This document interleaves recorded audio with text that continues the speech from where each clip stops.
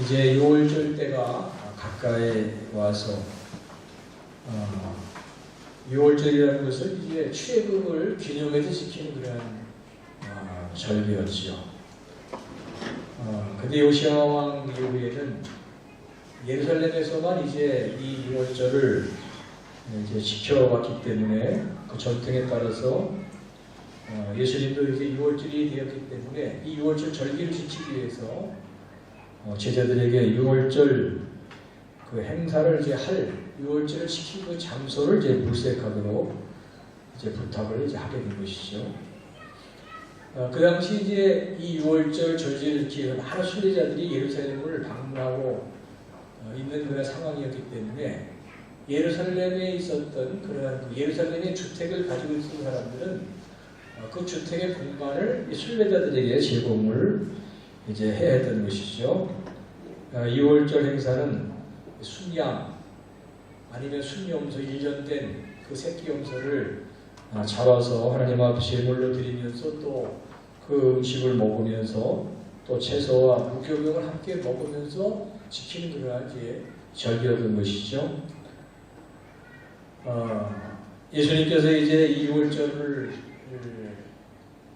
맞이하면서 이 6월절 식사 준비 장소를 준비하도록 이제 제자들에게 말씀하십니다. 마가복음서에는 여기 이제 본문에 분명한 그 장소가 나와 있지 않지만 또 어떤 사람을 통해서 이 장소가 제공되어지는지를 정확하게 나와 있지 않지만 마가복음에는 비로소 이제 좀 상세하게 나와 있습니다.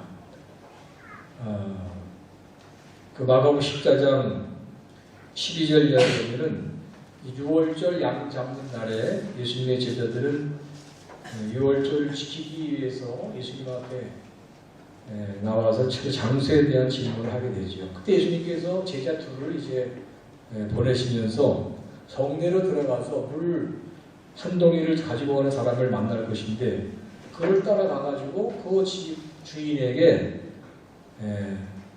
선생님의 말씀이 제자들과 함께 6월절 음식을 먹을 백식이 어디 있느냐 그렇게 말을 하면은 그가 준비한 다락방을 이제 보일 것이다. 그것이 우리가 6월절 절기를 지킬 6월절 식사를 할 그런 장소라 그렇게 이제 말씀을 하시는데 그래서 제자들이 그 말씀에 순종했을 때 그 장소가 이제 거기 준비가 이제 됩니다.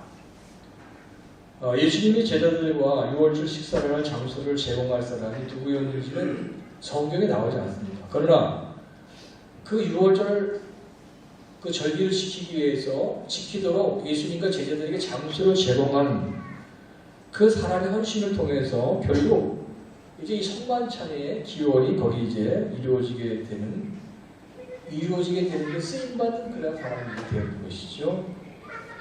아마도 그 사람을 예수님은 알고 계셨는지 그걸 우리가 정확하게 알 수가 없습니다. 성경에 나와 있지 않지만 어떻든 분명한 것은 하나님께서 그 사람을 예수님이 이제 이 성만찬을 하시도록 하는 데 있어서 그걸 다 할 수 있도록 준비해 놓은 그런 역할을 이제 하게 되었던 것이죠.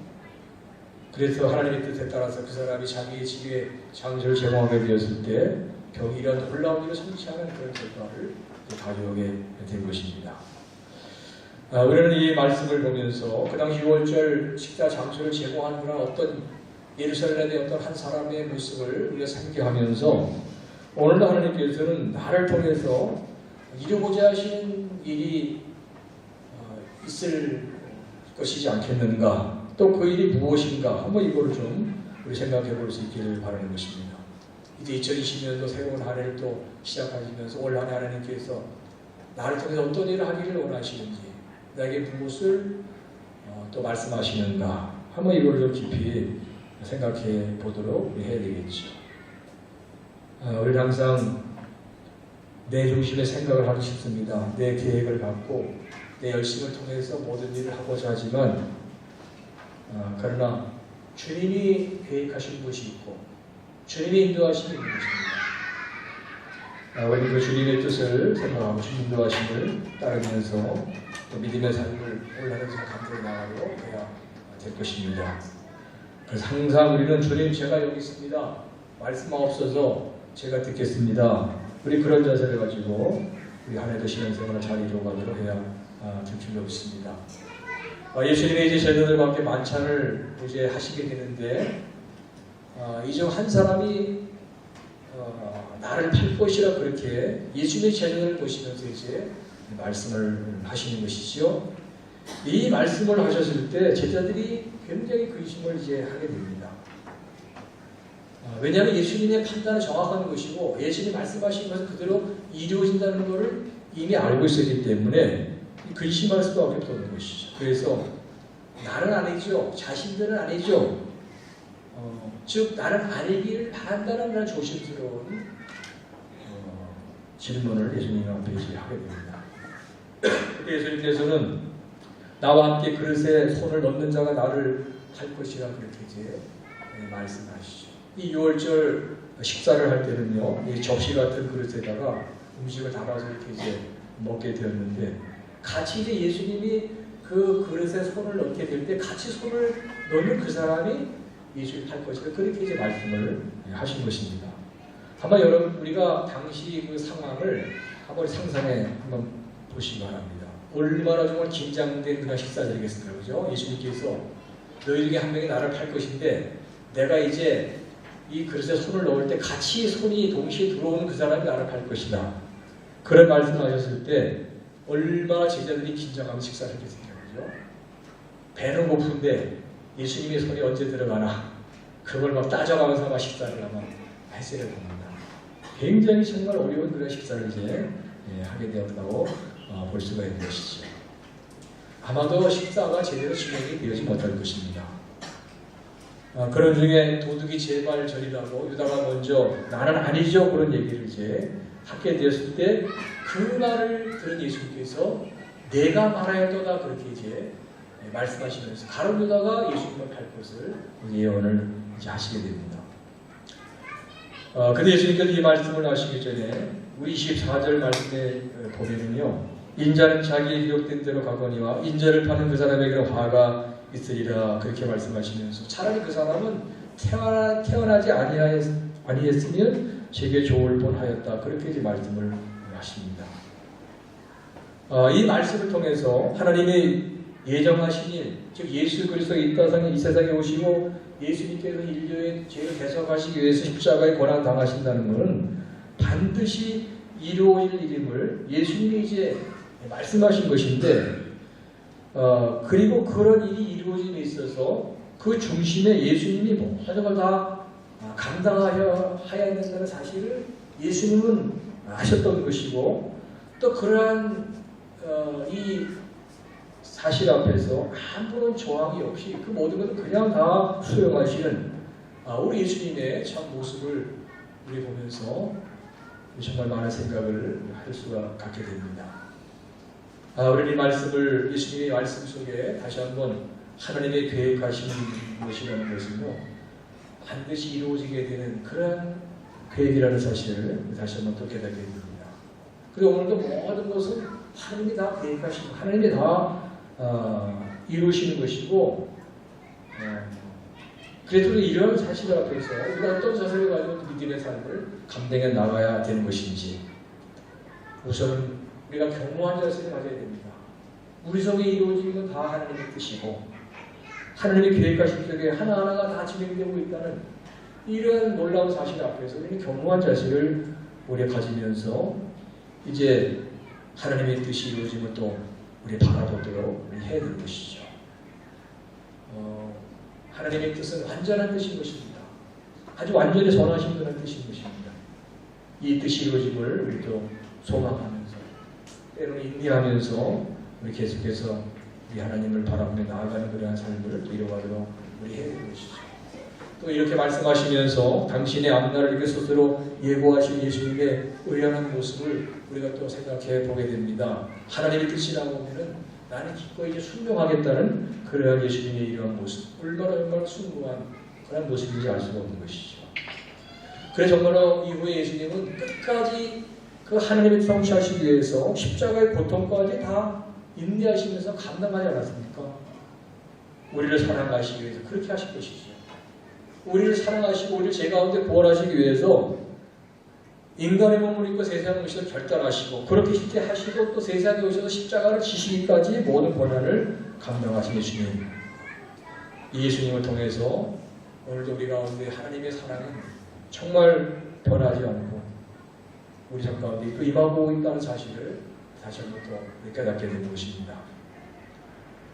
하나님은 한 번도 나를 사랑하지 않으실 적이 없는 것입니다. 우리의 느낌과 감정으로 하나님은 이런 경우에 저런 경우에 나를 또 잊으신 것이 아닐까 그런 생각을 하기 있지만 하나님은 한 번도 어떤 경우에도 나를 잊거나 나를 사랑하지 아니하신 적이 한 번도 없으시잖아요. 그래서 여러분 앞으로도 우리가 내 생각대로 내 계획대로 또 안 될 경우에서도요 우리는 변함없는 하나님의 사랑이 내 삶에 임하고 있다는 사실을 결코 잊지 아니하고 낙심하지 않고 분노할 것도 없고요 염려하지도 말고 두려워하지도 않고 우리 계속해서 주님을 바라보며 나아가도록 그렇게 우리 해야 될 줄로 믿습니다. 예수님께서 계속 또 말씀하시면서 예수님을 파는 그에게는 화가 있을 것이다 그런 말씀을 이제 하십니다. 예수님 십자가를 지시기 위해서 누군가 악역을 담당해야 되는 것인데 그 악역을 담당하는 사람은 그러면 그 사람에게 참 불행한 것이지 않겠는가 그런 생각을 우리가 가질 수도 있습니다. 그러나 다른 면을 생각해 보면요 하나님은 다른 방법을 통해서도 예수님이 십자가를 지시도록 그렇게 아마 하셨으리라고 합니다. 왜 생각해봅니까?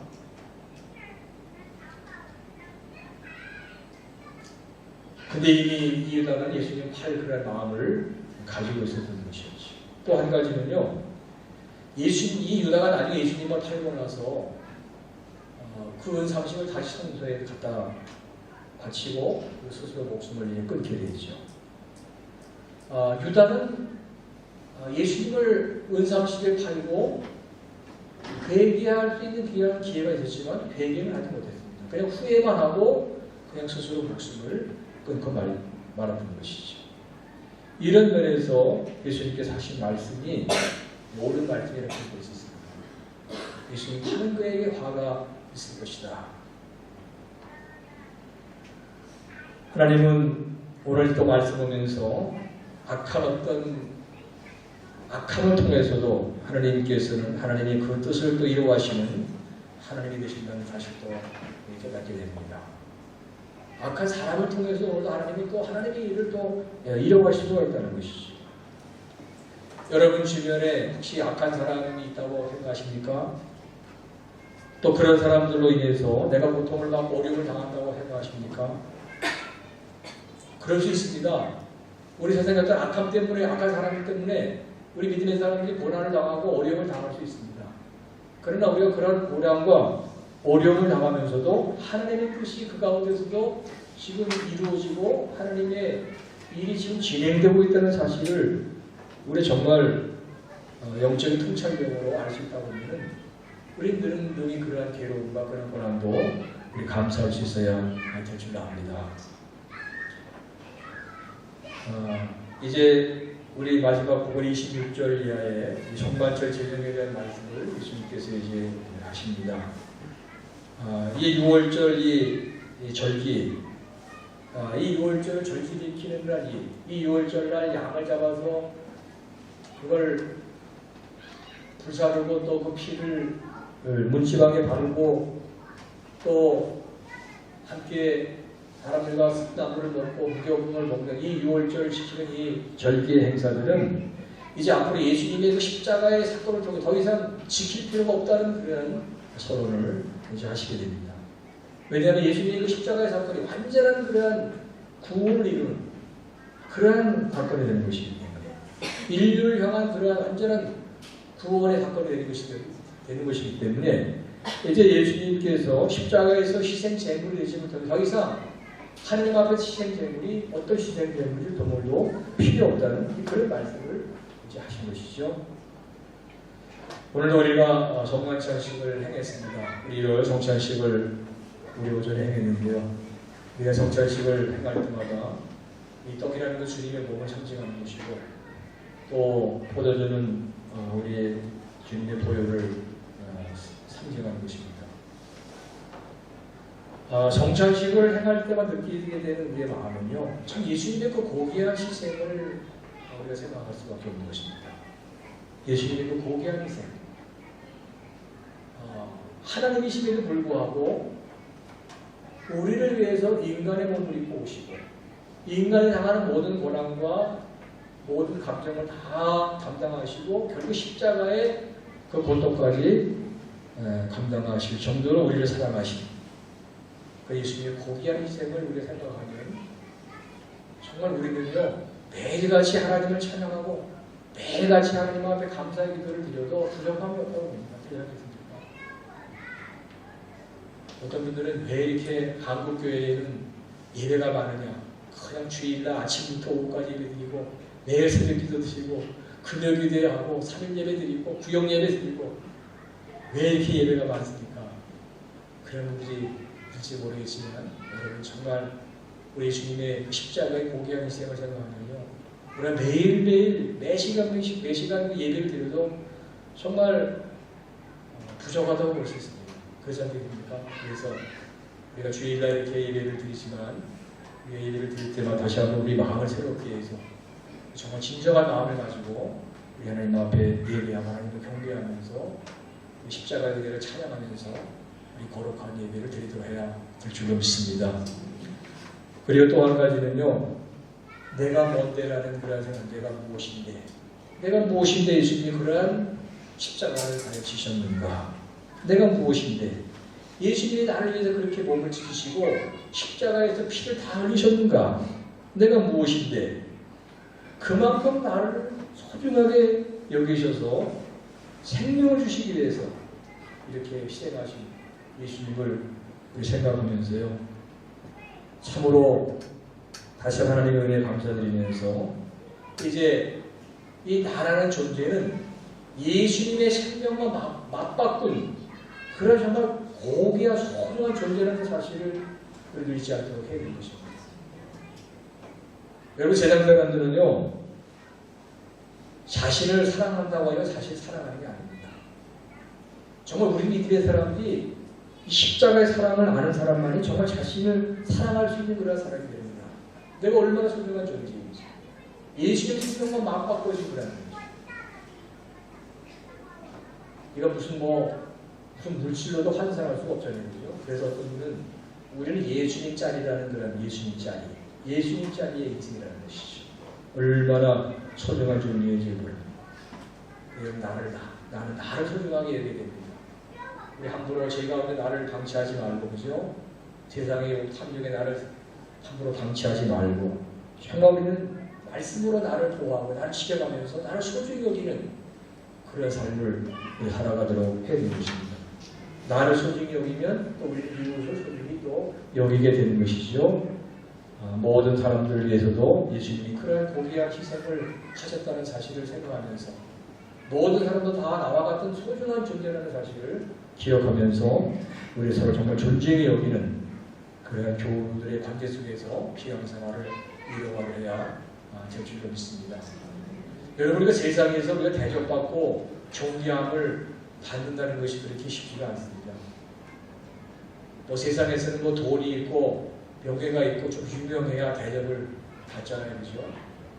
여러분 이제 우리 공동체 안에서 우리가 서로 소중히 여기고 서로 대접하고 서로 사랑하고 해야 되는 것입니다.